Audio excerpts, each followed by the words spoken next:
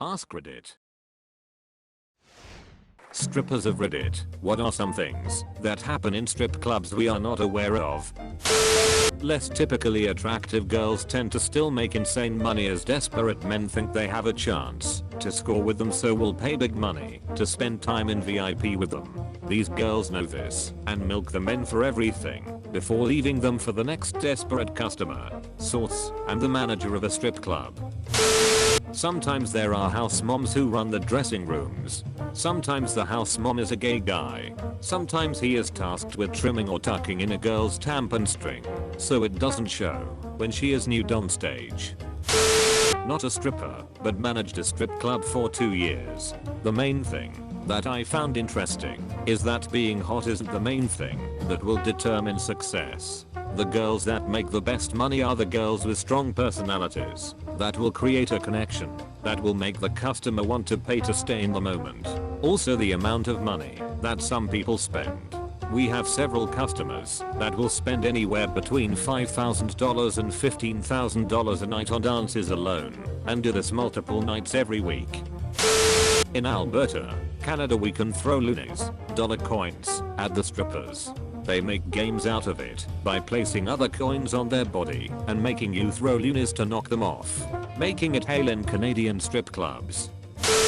I used to hang out between classes at the club my friend bartended at in the middle of the day. It was winter and I could smoke inside and ladies got in free, plus all the free popcorn and soda. Real classy place. I watched a friendly game of hide the shoe between a few of the girls when it was completely dead inside. The girl on stage after her turn would take the shoe of the next girl, climb a pole, and hide it in the ceiling.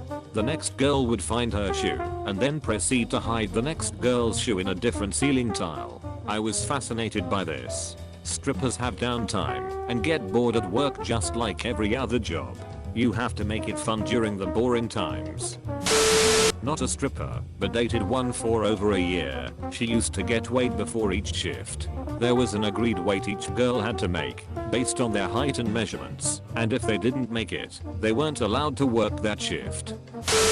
So many impressive physical feats, and I'm not talking about the pole tricks. I used to work with a girl who was flexible, but her knee would occasionally just slip out of place. She'd elegantly punch it back into place and finish her set before chugging pain meds and icing it. Nobody would know the difference. Another girl I knew would get walk into walls drunk, yet always knew her exact amount of money and could do a standing split at the edge of a stage in 8-inch heels, no matter how trashed. I once watched a 4'11" dancer nearly rock a vending machine over on herself because she wanted a snack. Same girl saved herself and another dancer from a 10-foot fall off the pole when the other girl lost her grip and they both dropped. Sheer force of thigh. Best cowwalkers ever. We pay to work. In the locker room we are just sitting on our phone gathering the strength to pretend to give a shit to another customer. Friend was a cocktail waitress at a strip club and we hung out there after hours one time. The most mind-blowing thing to me is that the pole rotates. It basically acts like the center pole part of a merry-go-round. The girls aren't spinning around the pole, but they are holding on and the pole is spinning. Had a friend who worked security at the upper level of a nightclub. The upper level was a strict name-only strip club, nothing dodgy, but you had to book in advance. He was given a list of people he wasn't allowed to let in. Eventually found out that these people he would have to bounce were people related or were in direct contact with the performers because they were turning tricks in the VIP rooms. Thankfully the place is shut down. Not a stripper, but I worked at a pretty popular local titty bar for a couple years. I had some fun experiences, but one thing that surprised me was the amount of straight women that would come into the club. Groups of women would come in for a birthday party or something like that, get a few bricks of singles, and buy dances all night, while literally making it rain. Some women would come in just to get free drinks from all the horny dudes that frequented the club, and some women would even bring their boyfriends with them and pay for his dances just to show him a good time. This place wasn't a traditional strip club though. They were a bar with an adult entertainment license, so alcohol was served, which made the environment a little different. Cocktail waitress at a strip club. It presented as a higher end gentleman's club, but it was still a strip club. Never wanted to be a stripper because of the clientele.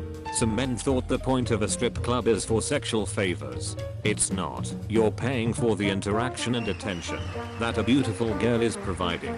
No, she will not run away with you. She doesn't want your dick. You are paying for a fantasy and that's it. While working at the front desk, we turned away people wearing sweat pants or basketball shorts. People kept whipping their dick out. One girl had a guy come in his pants, but not really. Since he was going commando in basketball shorts, he just lifted his pants leg and came all over her legs.